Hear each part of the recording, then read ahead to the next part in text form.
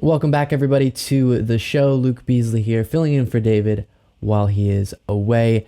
I talked about on yesterday's bonus show the fact that Adam Schiff was censured by the Republican Party and the House of Representatives for his role in investigating Donald Trump. Yet another, as I mentioned yesterday, distraction, attempt to take the attention away from the chaos that is their own party and the chaos that is Trump, the leading candidate right now within their party's presidential primary. And so instead it has to be something like this and an attempt to show the base once again, we're still pro-Trump. Well, I want to look at some remarks that Adam Schiff delivered when he had a chance to talk, responding to this effort, and some really good stuff. Before we do that, though, this is from the New York Times.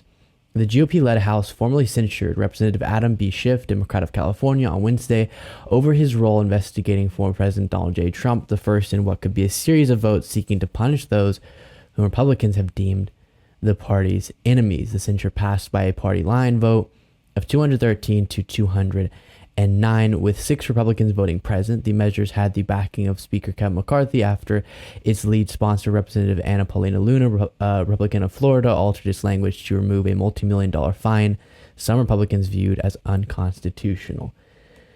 So with that being said, here's this from Adam Schiff. To my Republican colleagues who introduced this resolution, I thank you. You honor me with your enmity. You flatter me with this falsehood.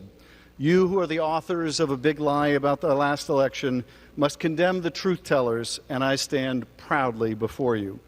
Your words tell me that I have been effective in the defense of our democracy, and I am grateful. And yet this false and defamatory resolution comes at a considerable cost to the country and to the Congress. At a moment when millions of people in our home state of California are unable to find a place to live or afford a place to live, Speaker McCarthy chooses to occupy the resources of Congress for 2 straight weeks on this hollow sop to the MAGA crowd. He offers nothing to those who are homeless or addicted to opioids or to millions of college students mired in debt, but this paltry distraction.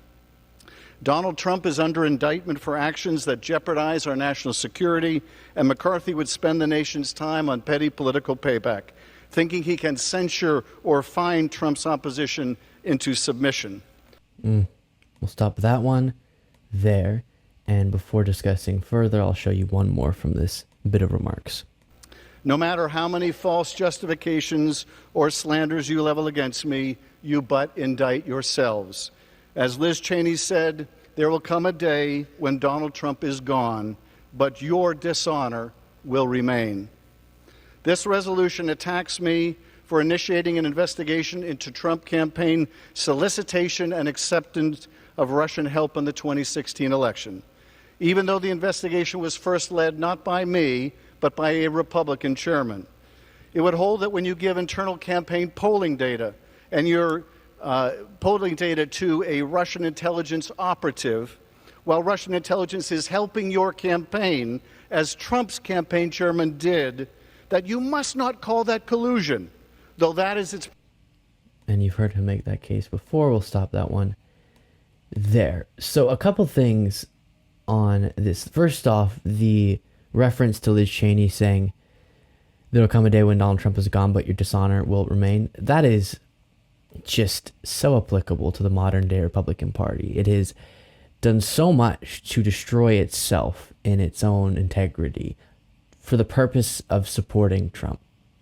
And right now that's helping a lot of people be politically successful, I guess. I mean, also losing a lot, but some individuals get the support of the base because they do that. So it might seem reasonable in their eyes, but one day Trump will be gone, and only, as was said, the dishonor, the humiliation that was this part of American history, this part of the Republican Party being the MAGA GOP, that's what will be remembered.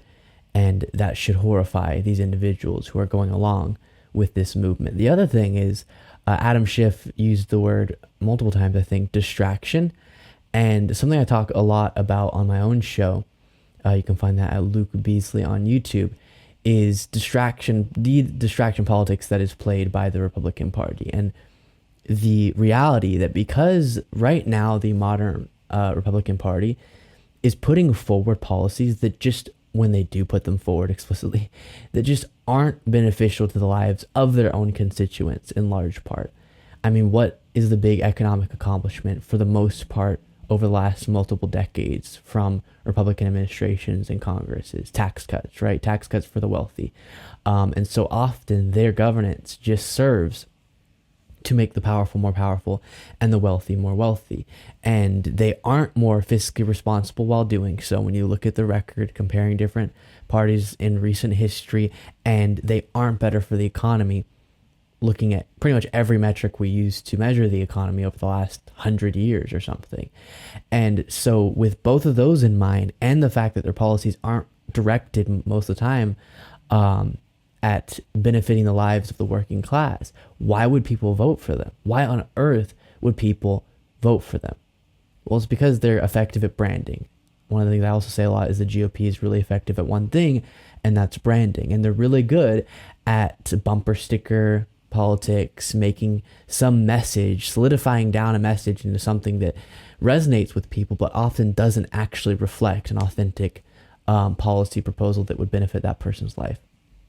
So, with all of that in mind, the way that they get people to continue supporting them and thinking that they're fighting in the interest of them, when in reality, they're just assisting in making the wealthy more wealthy and the powerful more powerful while demonizing tons of people and all of that, is by doing the distractions. It's by doing stuff like this so people go, yes, they're standing up for Trump, or by dehumanizing and demonizing so many populations of people, or saying woke, woke, woke, it's the biggest threat to America, woke, woke, woke, woke, and on it goes. If you're focused on that, you're less focused on their lack of actual policy proposals that would benefit your life.